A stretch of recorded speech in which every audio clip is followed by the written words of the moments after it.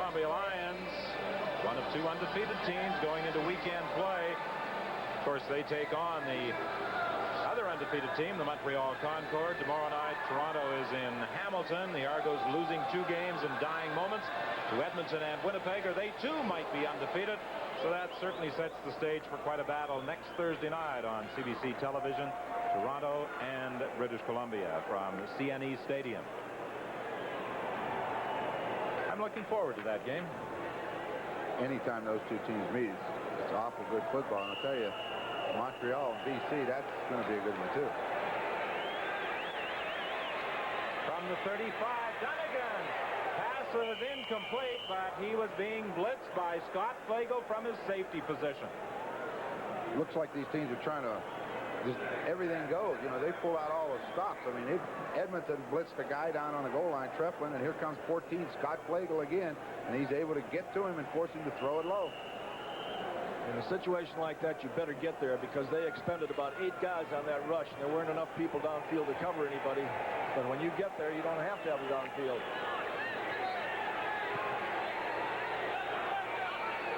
Second and 10 from the 35. Donegan with time. Completes the pass for a first down to Rick House. And one thing House has always done very well is run with the football after catching it. Well, that was nice. Everybody, I think, thought he was going to run right out of bounds with it. He planted and stopped and spun and turned it into a bigger play. House was with the Winnipeg Blue Bombers before playing out his option during the 1984 season. And just before training camp, he signed with the Edmonton Eskimos. His first catch of this ball game. Milson Jones, another ex-Blue Bomber, breaking a tackle. Running inside the 40-yard line, stopped there by Roy Bennett.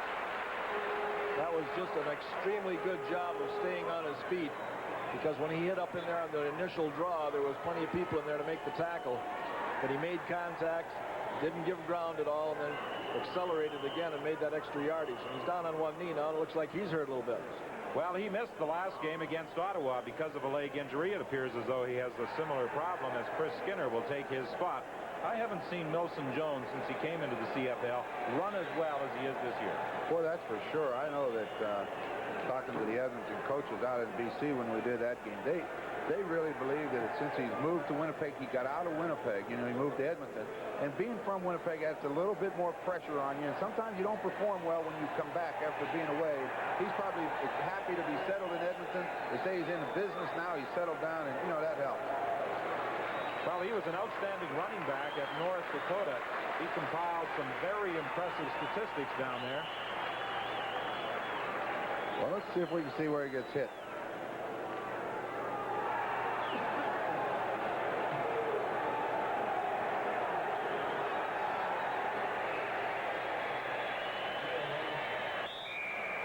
Neil Lumsden is in there in Milson Jones' place, and he carries the ball on that short yardage play for a first down.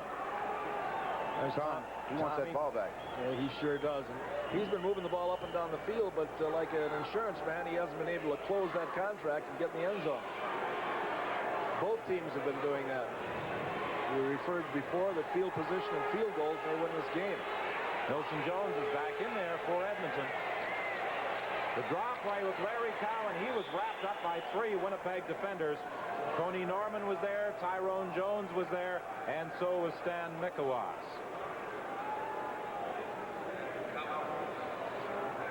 Stan Mikowas has had a good game at his nose guard position. Yeah, I started talking to him. I didn't recognize him when he was walking over there without his uniform, without his number on. He's a big guy. Indeed he is. He's another product of the University of North Dakota, 6'4", 245 pounds. Second down for the Eskimos. Complete to Rick House. Will he have enough for the first down? They mark it at the 28.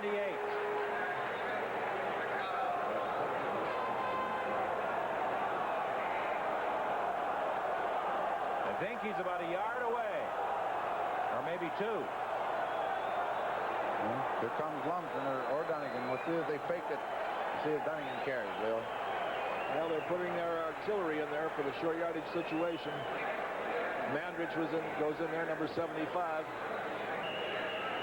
Well, Winnipeg was coming after him. Just a simple down and out pattern. House wasn't able to go the full 10 yards because of the blitz. He turned outside and made the catch. Got him 9. Big play for both clubs. I got to believe they're going to give the ball to Lumsden. No, it's a quarterback sneak and a good one. And Dunnigan will get the first down to the 25-yard line of Winnipeg with 9:31 remaining. Winnipeg leading 14-11. The Blue Bombers defensively on that third down play had inserted Vernon Paul and Chris Walby into the lineup in place of Jackson and Frank Robinson. Dunnigan going over the right side for the first down.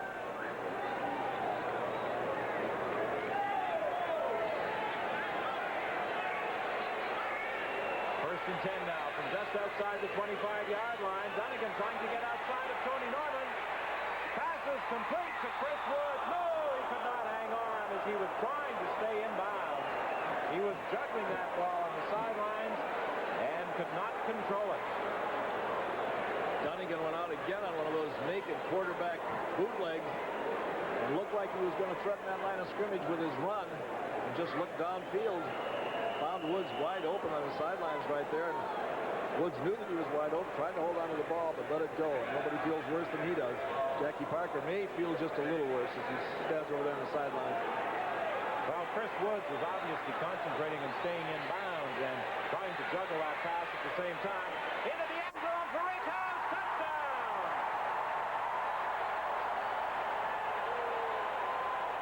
That was all Rick House.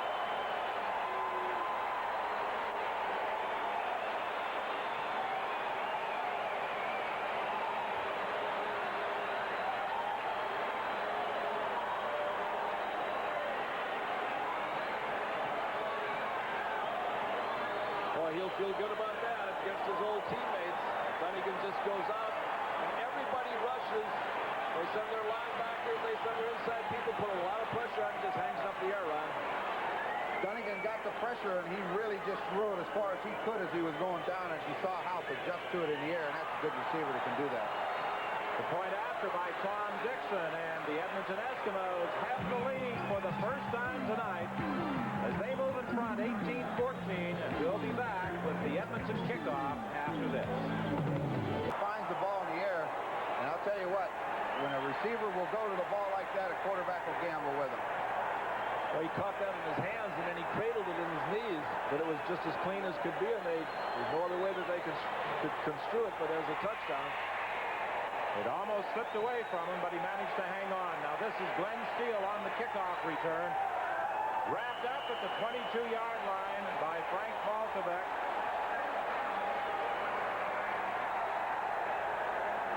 .8:24 is the time remaining, and other games this week in the Canadian Football League. Tomorrow night, Toronto is at Ivor-Wynne Stadium to face the Ticats. On Saturday, the two undefeated teams meet, Montreal at British Columbia. And Sunday, we'll have the game for you from Lansdowne Park in Ottawa, the Rough Riders and the Calgary Stampeders.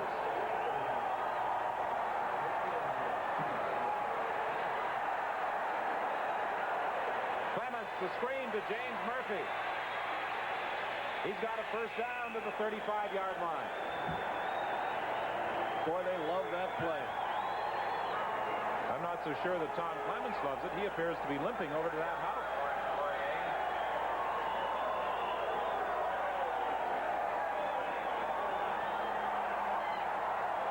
Cal Murphy looking on as trainer Ross Hodgkinson comes out, and Clements is hurt.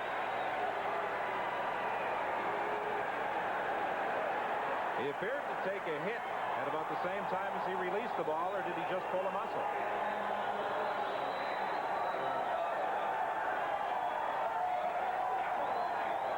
Well, it almost looks like a hip pointer without contact, but it's right in the hip area, and as you said, Don, he could have pulled a muscle or a tendon or something in that area.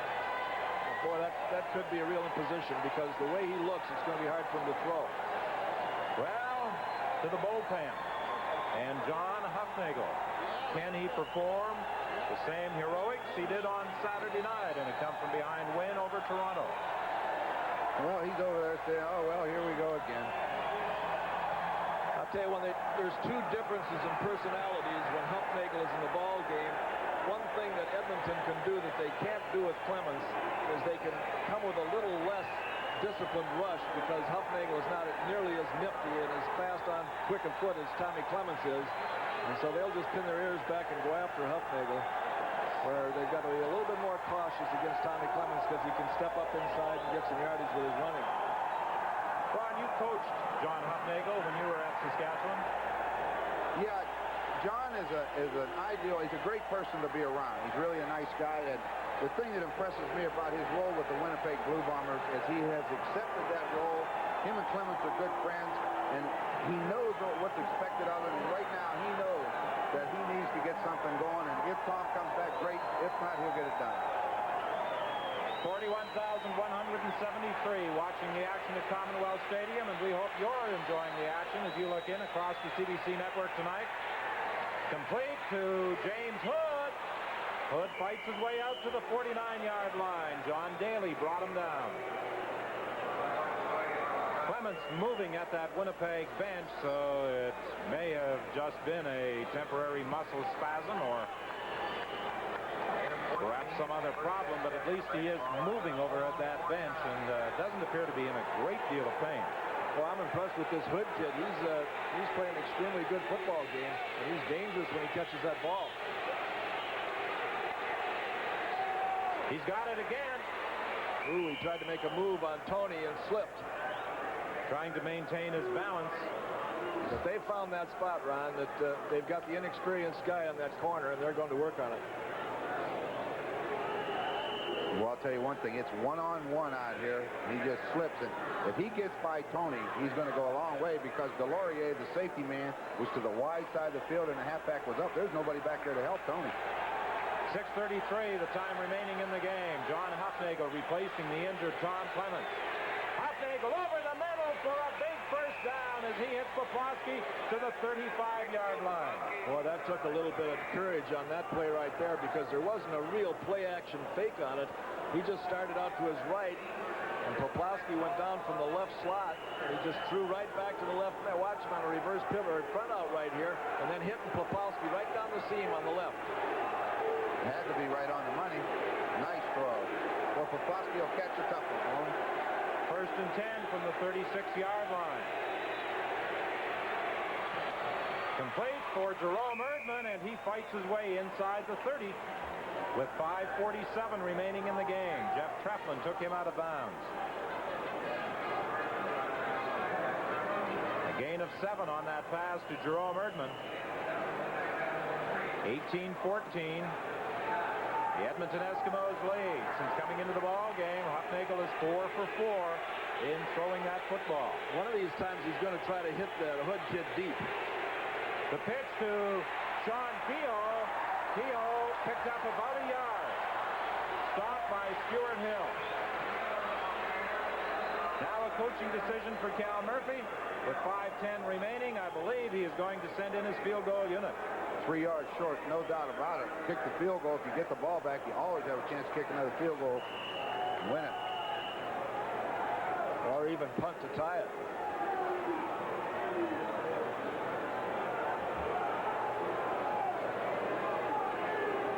Well, Cal Murphy hasn't tried anything yet this year. I don't think he's going to try something here. Do you, Ron? No, he needs these 3 points. From 37 yards, there's a handoff to Trevor Kenner. He's got the first down. I give up, man. Great call. Great call. And I'll tell you what, that took a lot of guts for Cal Murphy to call that at this stage of the game. I'll tell you what, I'm impressed. I'm impressed. I mean, when you got a field goal there, and they make that little handoff to Trevor, get up in there, Trevor. Oh, that's great. Great call. Trevor Kenner, the smallest man in the Canadian Football League, gets a big first down for the Winnipeg Blue Bombers. Good average, man. Good average. He could be the offensive game star. That was something. I'll tell you one thing. I couldn't believe it. Well, Cal has got his 2 quarterbacks there, and Tommy's got the helmet off, and looks like John Hufnagel is staying in there. John Mandarich, the nose guard, was hurt on that play. Well, I'll tell you, there will be some spectators in the stands who would have been delighted with that call because Trevor Kennard's family and his brother Forrest live here in Edmonton, and of course they're out for every football game that the Blue Bombers play here. His hand right off, just a handoff to Kennard, and watch him skate through there. He knew where that first down was. He was going to get it. So it's a first down Winnipeg. The ball is at the Edmonton 25-yard line. Hufnagel stays in there. Hufnagel into the end zone, intended for Boyd. He slipped, or I should say Hood, who has replaced Boyd, and he slipped in the goal area. I'll tell you what Hufnagel did really well. He went back in there, and he's going to try to throw a deep pattern. He really looks to his left. Look, he's trying to get Delorier to come this way. Then he goes back to his right. I don't know if it would have been caught, but it's close. He slipped and fell, so... Second and 10. Big down for both clubs. Edmonton definitely needs to get to him. Second and 10 from the 25. Hufnagel underthrowing Jerome Erdman. You see who was coming. Jeff Chuplin on that blitz. Halfback blitz. Well, that's putting all your eggs in one basket down there because you got to get there. There's going to be somebody open downfield, and he got there. 3:55 remaining in the game. You wouldn't try this twice in a row, would you? I'm not saying a word. Cal Murphy will mess you up every time. I'll take the monkey off your back this time, Ron. Say he's going to definitely kick it. Kennard's field goal try from 33 yards out. It's good. And the Blue Bombers have closed within a single point with 3:37 remaining in the ball game here at Commonwealth Stadium. Looks like another exciting finish. Anna reported a thunder shower in 74. Once again, that 11 p.m. weather here at Metropolitan Airport. Thunder shower, 74 degrees. The following is a special marine warning issued by the National Weather Service. The National Weather Service has issued a special marine warning effective until 1:30 a.m. Eastern Daylight Time Friday morning for boaters on the St. Clair River, Lake St. Clair, the Detroit River, and along the west shore of Lake Erie. CFL 85 returns to CBC next Sunday. The Calgary Stampeders meet the Rough Riders in Ottawa, live Sunday afternoon on CBC. And I'm looking forward to seeing those two young speedsters for the Ottawa Rough Riders perform again on Sunday afternoon. Derek Zeno and Mike Catterbone in that game against the Calgary Stampeders. Well, we haven't seen speed like that since the days of Whit Tucker and Margene Atkins. First and 10 from the 35, and big play by Tony Norman. And I think that may redeem Tony Norman in the eyes of Coach Cal Murphy. If there was ever a time for a big play, that had to be it as far as the Bombers are concerned. First and 10, now they're looking at long yardage. And boy, I'll tell you what, Tony Norman made the play, and as you say, Cal Murphy might be a little bit happier with him. Well, you see him coming there. I mean, he just ran right through it. He had a little stun on where one guy looped to the outside, and he took the opening, and no one blocked him. Well, the tackle turned out on the man coming to the outside. Norman came through clean. Trying to get outside, Dunnigan having problems, and he's buried by Tony Norman again. So back-to-back plays by Tony Norman, the defensive end who was benched last week against Toronto. And with 2:42 remaining in the ball game, the Eskimos will be forced to kick it away. We'll be back with that third down punt right after this message. From the northwest, 5 to 15 miles an hour. Mostly clear Friday night with a low in the middle 50s, and sunny skies on Saturday with a high in the lower 80s. The extended forecast for southeast lower Michigan. Be with us after the game as Don Whitman, Ron Lancaster, and Leo Cahill select the Carling O'Keefe Game Stars. Well, Saturday night at Winnipeg Stadium, we had a dramatic finish involving the Blue Bombers and Toronto Argonauts. With 2:42 remaining here at Commonwealth Stadium, we could have more of the same tonight in this contest between the Eskimos and the Blue Bombers. You know, the thing right here that Cal has to be afraid of is when he comes in and tries to rush this kicker, that they don't make contact with the kicker and give up this opportunity to get the ball back. So you may see a return on here rather than a attempt to block a kick. I'd put a return on. You're going to get good exactly field what he's position. got. Low kick. The ball bounces to Glenn Steele, but Steele is going to lose a few yards before turning it upfield, and he recovers to the 54. Stopped there by Laurent Delorier. 2:19 is the time remaining. And our technical coverage tonight provided by our CBC crews from Edmonton, Calgary, and Winnipeg. And we'd like to say goodbye tonight to our technical producer, John Davies, who will be leaving our CBC crew after tonight's ball game. He'll be working on the Olympics in Calgary in 1988. That screen to James Murphy. It was almost picked off. Great defensive work by James Bell. He came in between the blocker and Murphy and almost picked that off. Well, you can't play it any better. I mean, he beat him across the line of scrimmage, and that just doesn't happen too often. Now he's got him in that 2nd and long. You think they'll come with him with a blitz? There's the throw. But watch number 17, Bell.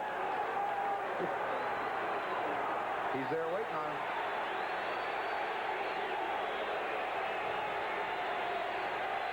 Second and long, and Hufnagel's in trouble. There's a penalty flag as well.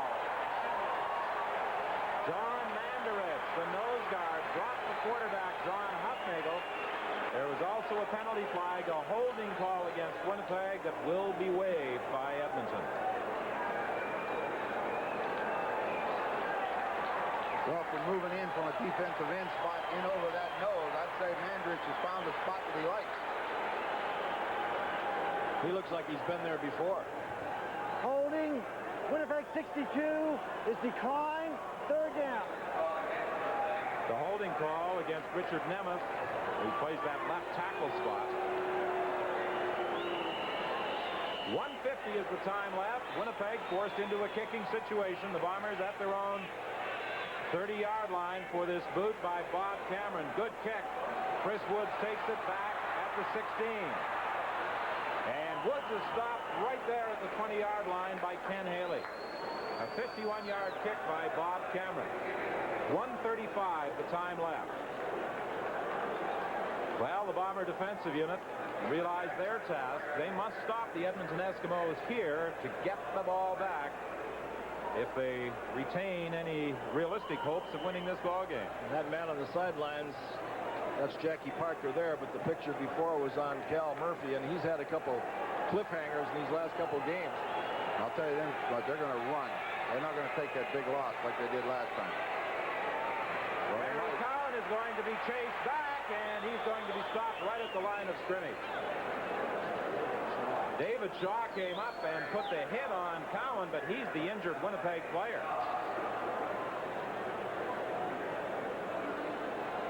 David Shaw doesn't make too many tackles in a season. You know that? But he made a big one there. That was a good tackle coming up in that corner position. I was a little surprised Cowan tried to go outside because I don't think Jackie Parker would want Dunnigan taking a 10-yard loss on 1st down.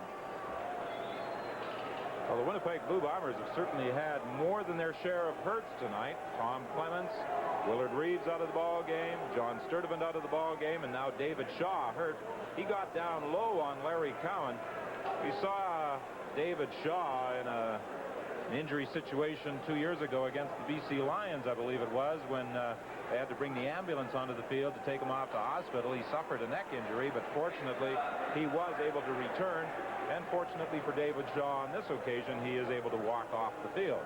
That's why he doesn't do too much tackling, Ron. I would say the way he was kind of walking going off, he probably caught one of those knees to the side of the head and just kind of. Well, here's a second and 9 here now with a young quarterback, and he's going back to throw the football. Jerome Erdman in there playing that spot, and there's Chris Woods. He'll go. Goodbye.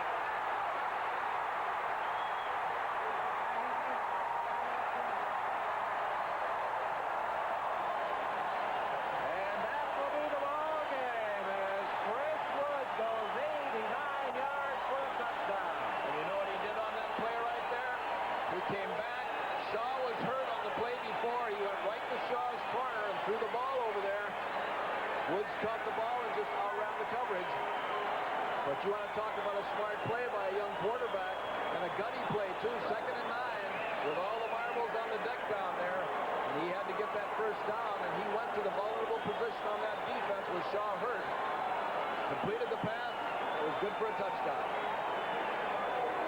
Jerome Erdman had moved into that safety position. They had to move Wiley Turner to the corner, Scott Flagel inside, and that's the area that Matt Dunnigan worked on. The point after by Tom Dixon, and the Edmonton Eskimos now lead the ball game by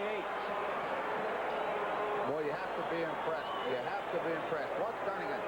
Key situation. You don't want an interception right out. Watch him drill it. Now it's up to Woods. Miss this tackle right there, you know he's going to go. What great speed. Wiley Turner is playing the corner there, Ron, and he's coming from the inside out. And he's not used to that position, and he gave Woods that outside position. And when Woods got a foot down that sidelines, it's all over. Boy, he's got some sort of speed, that guy. Well, you talk about the flat-out speed of Chris Woods, but our viewers may recall last Thursday night in Ottawa when it appeared Woods was gone for a touchdown. On a kickoff return, a blur came out of nowhere by the name of Derek Zeno to track him down.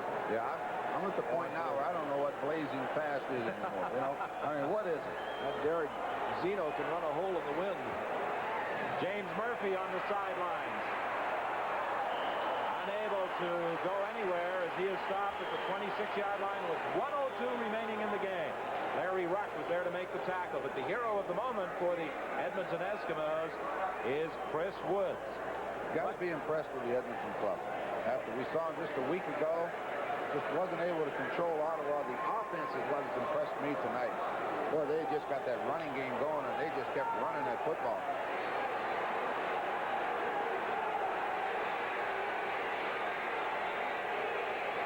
Nagel continuing to call those signals. This is going to be picked off. No, Jeff Treplin, I thought, was going to grab that deflection. That pass was high over the middle. Well, Cal Murphy, if he's got a trick play, this would be it. Now, he has threatened, and I think he did it in the last ball game. He came in with that unorthodox overshift formation, trying to get an eligible receiver from a guard or tackle position down the field. This may be it.